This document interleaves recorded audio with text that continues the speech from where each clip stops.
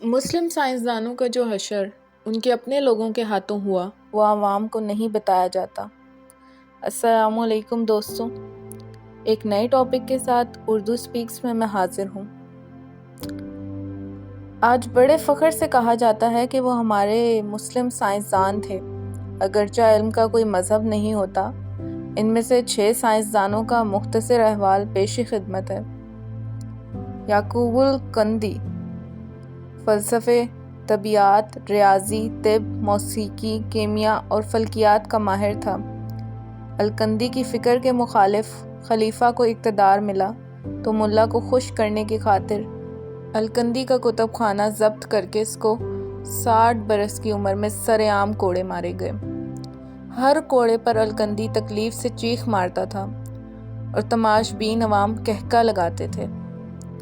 ابن رشد یورپ کی نشاط ثانیہ میں کلیدی کردار ادا کرنے والے اندلس کے مشہور عالم ابن رشد کو بے دین قرار دے کر اس کی کتابیں نذر آتش کر دی گئیں۔ ایک روایت کے مطابق اسے جامع مسجد کے ستون سے باندھ دیا گیا اور نمازیوں نے اس کے منہ پر تھوکا۔ اس عظیم عالم نے زندگی کے آخری دن ذلت اور گمنامی کی حالت میں بسر کیے۔ ابن سینا جدید طب کے بانی ابن سینا کو بھی گمراہی کا مرتکب اور مرتد قرار دیا گیا۔ مختلف حکمران اس کے تعاقب میں رہے اور وہ جان بچا کر چھپتا پھرتا رہا۔ اس نے اپنی وہ کتاب جو 600 سال تک مشرق اور مغرب کی یونیورسٹیوں میں پڑھائی گئی، یعنی القانون فی الطب، حالت روپوشی میں لکھی۔ زکریا الرازی عظیم فلسفی، کیمیا دان، فلکیات دان اور طبیب، زکریا الرازی کو جھوٹا، ملحد اور کافر قرار دیا گیا۔ حاکم وقت نے حکم سنایا کہ رازی کی کتاب اس وقت تک اس کے سر پر ماری جائے جب تک یا تو وہ کتاب نہیں پھٹ جاتی یا رازی کا سر۔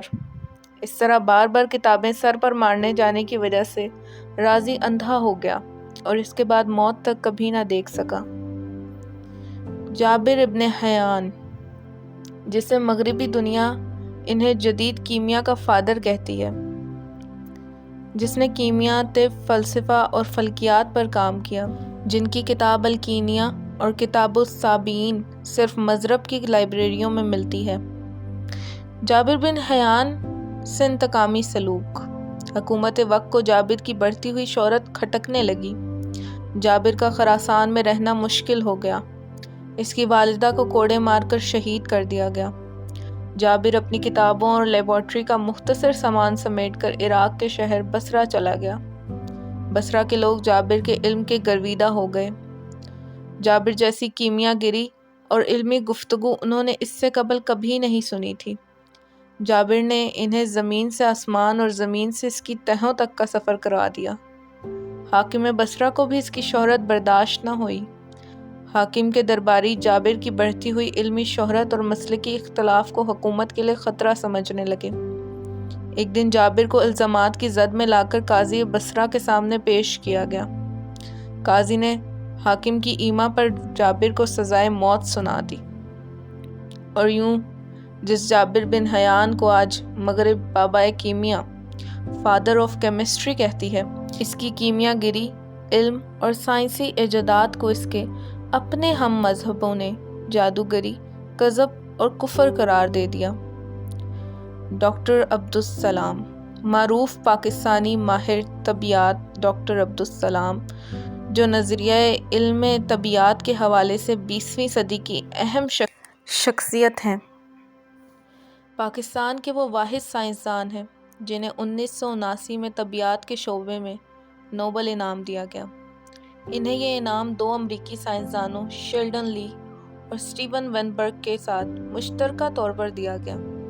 حکومت پاکستان نے انہیں صدارتی تمغہ برائے حسن کارکردگی، ستارہ امتیاز اور نشان امتیاز کے اعزازات عطا کیے تھے۔ 22 ممالک نے اپنے اعلیٰ اعزازات سے بھی نوازا۔ ڈاکٹر عبدالسلام کو 36 ممالک کی طرف سے اعزازی ڈاکٹریٹ کی ڈگری دی گئی۔ ڈاکٹر عبدالسلام 1960 سے لے کر 1974 تک حکومت پاکستان کی جانب سے مشیر سائنس کے عہدے پر بھی فائز رہے۔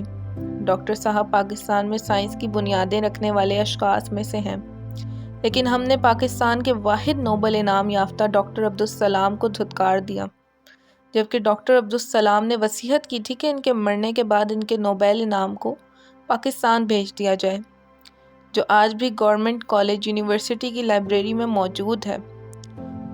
ڈاکٹر عبدالسلام کو 80 کی دہائی میں ایک تنظیم نے پاکستان میں لیکچر کی دعوت دی، لیکن مذہبی تنظیموں نے احتجاج شروع کر دیا، لہٰذا ان کا دورہ منسوخ ہو گیا اور بھارت کی 13 یونیورسٹیوں نے ڈاکٹر عبدالسلام کو لیکچرز کی دعوت دے دی۔ اس نے پاکستانی شہریت کو آخر تک ترک نہیں کیا، یہاں تک وہ دفن بھی اپنے ملک آبائی علاقے میں ہوئے۔ اہل علم و ہنرمند افراد کی ایسی بے قدری اور علم کی دشمنی کا سلسلہ آج بھی ہمارے یہاں زور و شور سے جاری ہے۔ اردو سپیکس کے اس ٹاپک میں فی الحال تک کے لیے اتنا ہی۔ ویڈیو پسند آئے تو ہماری ویڈیو کو لائک اور چینل کو سبسکرائب کریں۔ اللہ نگہبان۔